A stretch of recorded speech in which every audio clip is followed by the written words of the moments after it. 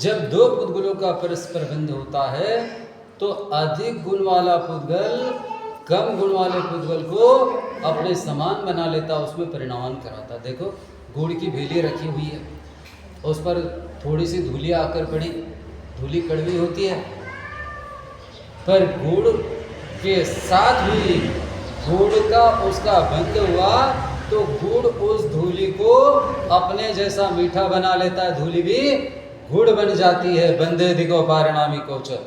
वैसे यदि कोई कम गुण वाला मुनि मेरे पास आए और मैं यदि सचमुच अधिक गुणवान हूँ तो मुझे उस गुणहीन मुनि को अपने समान बना लेना चाहिए, तो ही यथार्थ में मैं अधिक गुणवान हूँ। और यदि मैं उसको अपने जैसा बनाने के लिए कुछ भी पुरुषार्थ नहीं करता हूँ तो मैं केवल अपने आप को गुणवान मानता हूँ, यथार्थ में गुणवान नहीं हूँ, ऐसा ही अर्थ होता है।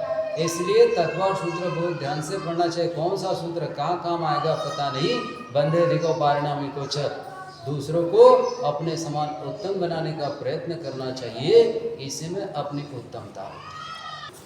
मैं अरस आरोपी अस्पर्शी हूँ, पर से कुछ भी संबंध नहीं। गीत गाओ कोई बात नहीं है, पर समझकर गाओ तो सम्यक ज्ञान, और बिना समझे गा रहे हो और सचमुच अपने आप को शुद्ध आत्मा मान रहे हैं तो मिथ्या ज्ञान है। इस समय मैं इस शरीर से बंधा हुआ हूँ, 8 कर्मों से बंधा हूँ और इस शरीर से एकमेक हुआ हूँ। जैसे दूध में पानी डाला जाता है तो वह पानी और दूध घुल मिलकर एकमेक हो जाते हैं, वैसे इस समय मेरा आत्मा 8 कर्मों के साथ और इस शरीर के साथ भी एक क्षेत्रावगाह संबंध से घुल मिल गया है। तो यह शरीर मैं हूँ ऐसा कहना एकांत से मिथ्यात्व नहीं है। 6 डालाकार ने भले ही कहा हो कि देह जीव को एक गिने बहिरात्म तत्व मुदा है, पर वह एक सामान्य कथन है, एकांत कथन नहीं है। असद्भुत व्यवहार न से दूध में पड़े हुए पानी को भी दूध कहा जाता है, वैसे शरीर के साथ बंधे हुए एक क्षेत्र में रहने वाले आत्मा को और शरीर को एक कहा जाता है। इसमें जैन सिद्धांत से कुछ भी दोष नहीं, अपितु व्यवहार में से यह सत्य ऐसा मानना ही सम्यक दर्शन है और इसी से सम्यक ज्ञान होता है। तो यह मैं हूँ ऐसा कहना गलत नहीं है। बस वहाँ पर यह अपेक्षा होनी चाहिए कि इस समय यह आत्मा इस शरीर में निवास कर रहा है। अनेक लोग पूछते हैं महाराज आपका गांव कौन सा है। आज यदि मैं कोई मुझसे पूछे कि महाराज आपका गांव कौन सा है, मैं कहूँगा साखरा। क्यों? आज मैं साखरा में हूँ तो साखरा का, कल जहाँ रहूँगा वहाँ का रहूँगा, लेकिन आज तो साखरा का हूँ। नहीं महाराज हम ये नहीं पूछ रहे आपका गांव कौन सा, वास्तविक गांव कौन सा। वास्तविक गांव मोक्ष, वहां जाने के लिए निकला।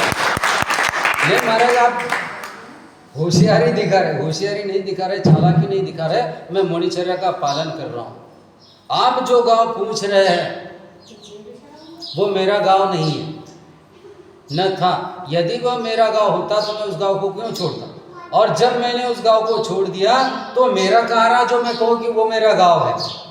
मेरा कोई गांव नहीं है। किसी भी मुनि का कोई गांव नहीं होता है। भगवती आराधना में कहा है कि जो घर परिवार गांव आदि छोड़कर दीक्षा लेता है और उसके बाद भी मेरा अमुक गांव है, मेरा अमुक घर है, अमुक मेरे परिवारजन है, मेरी अमुक जाति है, अमुक कुल है, ऐसा मानता है, वह मिथ्या दृष्टि है, वह बहिरात्मा है। जिसने जाना कि मेरा कुछ भी नहीं, वही सम्यक ज्ञानी है।